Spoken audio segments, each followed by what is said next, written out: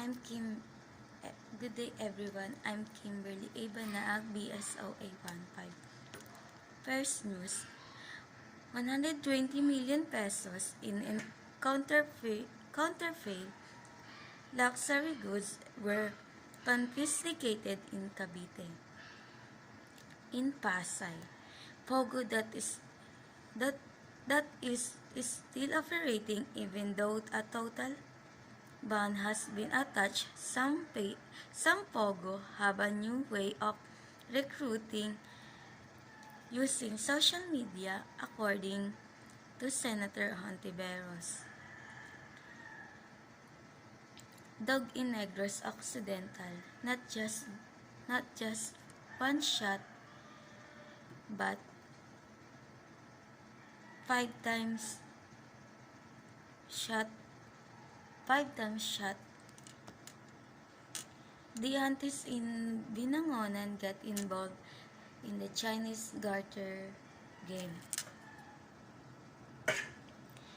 Filipino figure skater Michael Martinez performed a solo skate for Queen Sutida of Thailand at the Skate Chiang Mai 2025 competition in Chiang Mai, Thailand on February 17, 2025. He showcased his signature moves, earning the Queen's admiration. Other Thai skaters also performed in the front of the Queen.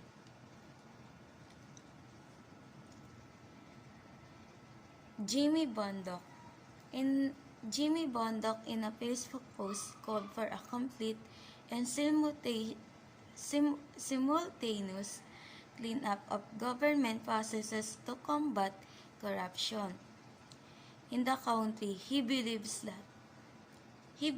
the cleanup should start with the national